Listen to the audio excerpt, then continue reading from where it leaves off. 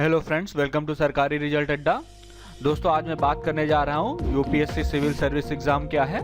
इसके बारे में आपको डिटेल में जानकारी दी जाएगी कि यूपीएससी सिविल सर्विस एग्ज़ाम क्या है तथा इस एग्ज़ाम के लिए एजुकेशन क्वालिफिकेशन क्या होनी चाहिए और एज लिमिट कितनी होनी चाहिए तथा इसका सिलेबस क्या होगा तथा प्रीवियस ईयर के कट ऑफ क्या हैं, इसके बारे में आपको डिटेल में जानकारी दी जाएगी। लेकिन इससे पहले अगर आप इस चैनल पर नए हैं तो इस चैनल को सब्सक्राइब जरूर कर लें और बेल आइकन को हिट कर दें, जिससे आपको सभी लेटेस्ट वीडियोस का नोटिफिकेशन सबसे पहले मिल सके। तो चलिए बात करते हैं यूपीएससी सिविल सर्विस एग्जाम क्या है। तो चलिए बात करते हैं यूपीएससी सिविल सर्विस एग्जाम क्या है।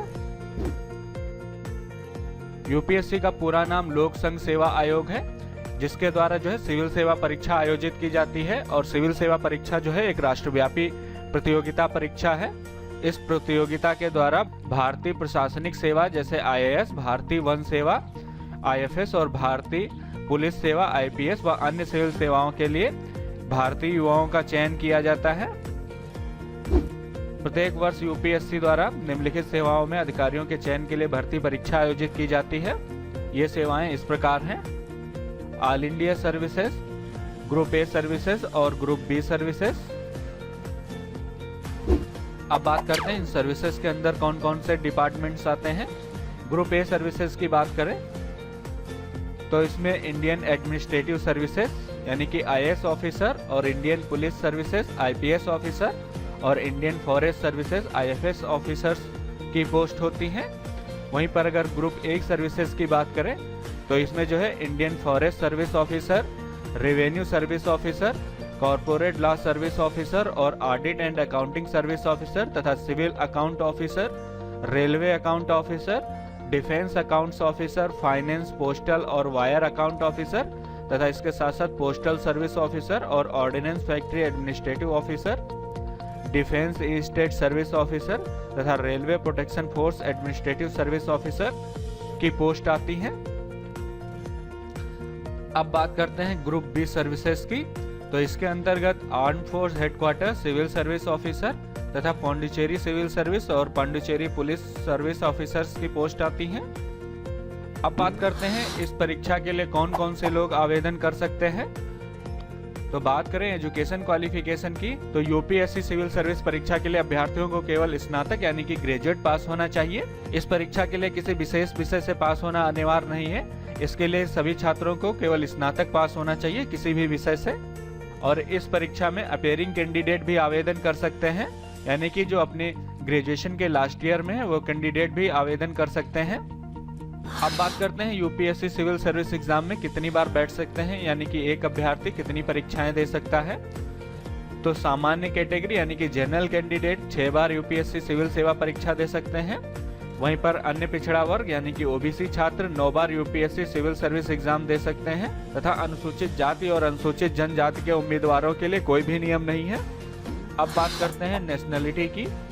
तो अगर राष्ट्रीयता की बात करें तो भारतीय प्रशासनिक सेवा, भारतीय वन सेवा और भारतीय पुलिस सेवा के लिए आवेदन करने वाले छात्र जो है भारतीय नागरिक होने चाहिए तथा अन्य सभी सेवाओं जैसे भारत के नागरिक, नेपाल के नागरिक, भूटान के नागरिक तथा तिब्बत के शरणार्थी जो 1 जनवरी 1962 से पहले भारत में आए हैं आवेदन कर सकते हैं ग्रुप बी और ग्रुप ए की सेवाओं के लिए। आइए अब बात करते हैं एज लिमिट यानी कि आयु सीमा की।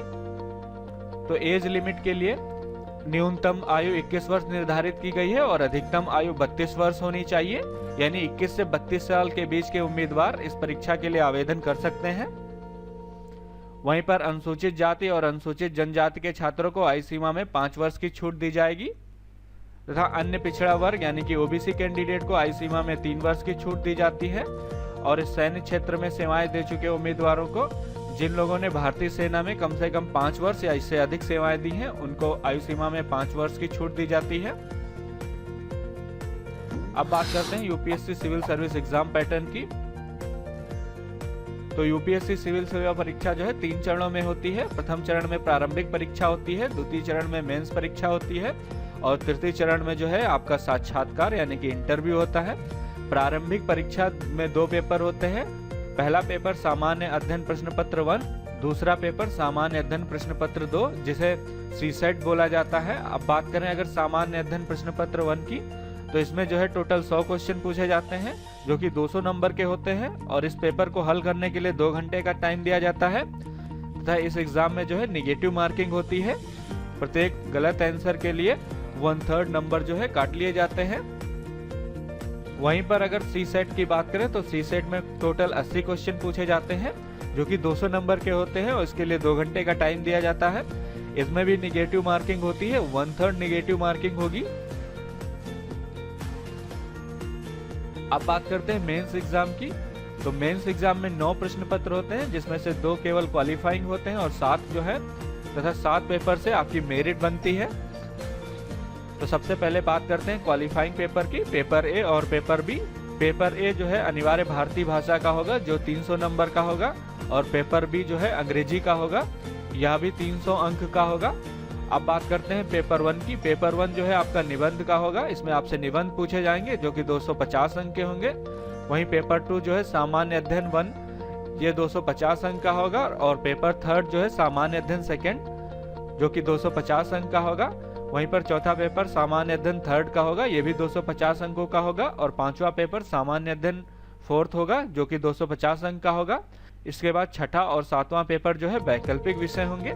आपको वैकल्पिक विषय चुनने होंगे, यानी कि आप अपनी इच्छा के अनुसार कोई विषय चुन सकते हैं। ये दोनों पेपर 250 अंक के होंगे। जो उम्मीदवार मेंस क्वालिफाई कर लेंगे उनको साक्षात्कार यानी कि इंटरव्यू के लिए बुलाया जाएगा और इंटरव्यू के बाद जो है मेरिट लिस्ट बनाई जाएगी। उस मेरिट लिस्ट के आधार पर आप लोगों का सिलेक्शन किया जाएगा। तो ये थी यूपीएससी सिविल सर्विस एग्जाम की जानकारी। इसके साथ ही अगर यूपीएससी सिलेबस की डिटेल में जानकारी चाहते हैं तथा यूपीएससी की तैयारी करने के लिए बेस्ट बुक्स की जानकारी चाहते हैं और प्रीवियस ईयर कट ऑफ की डिटेल में जानकारी चाहते हैं, तो इन सभी के लिए मैंने वीडियो बनाए हैं जिसके लिंक इस वीडियो के डिस्क्रिप्शन में दिए हुए हैं। आप सभी वीडियोस को देखकर डिटेल में जानकारी ले सकते हैं। और अगर ये वीडियो आपको अच्छा लगा हो तो इसे लाइक जरूर करें। ये वीडियो देखने के लिए और मेरे साथ बने रहने के लिए आपका बहुत बहुत धन्यवाद।